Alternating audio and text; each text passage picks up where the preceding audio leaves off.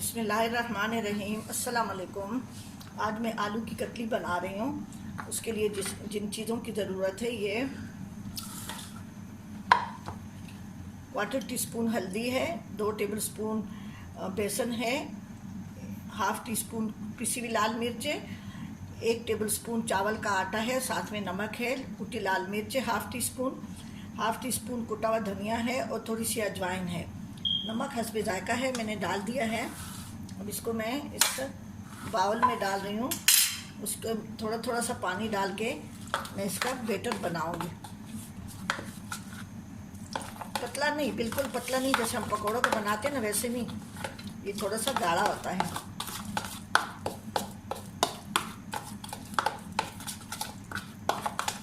इसको मैं ये सोडा वगैरह बिल्कुल नहीं डालूंगी।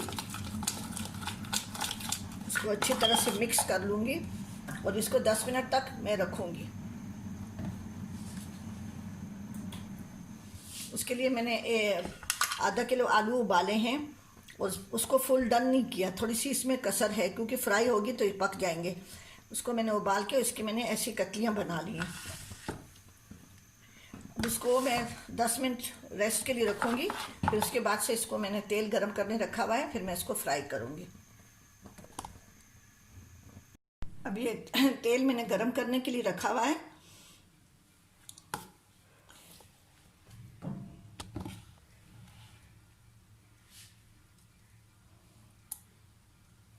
ज़्यादा बैटर नहीं लगाएंगे इसको, हल्का हल्का सब इसको बैटर लगाऊंगी।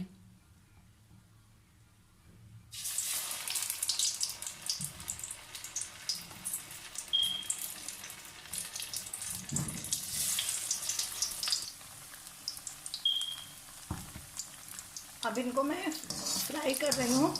मैं फिर डिश आउट करके दिखाऊंगी आपको। बहुत ही इजी आसान रेसिपी है। मेहमान आ जाएं, बजाय इसके कि कोई बाज़ार से लाने वाला कोई ना हो या घर में भी कोई चीज़ मौजूद ना हो, तो बेसन ज़रूर रखा करें घर में। बेसन से कई तरह की चीज़ें बन जाती हैं। ठीक है, अभी मैं इसको फ्राई करके अच्छी तरह से और फिर मैं डिश आउट करके आपको दिखाऊंगी। ये आलू की कतली तैयार हो गई है। पकौड़ों से की तरह होती है, थोड़ी सी मुख्तलिफ होती है क्योंकि इसमें आलू बॉयल होते हैं।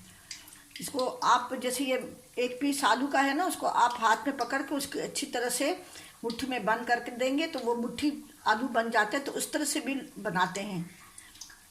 कई तरीके हैं, मैं इस तरह से बनाती हूँ। ठीक है जी, आप ज़रूर बनाएं और मेरे चैनल जर्नी ऑफ टेस्ट को ज़रूर सब्सक्राइब करें और कमेंट्स करना ना भूलें। ज़रूर कमेंट्स करें। ठीक है जी, अल्लाह हाफ़िज़।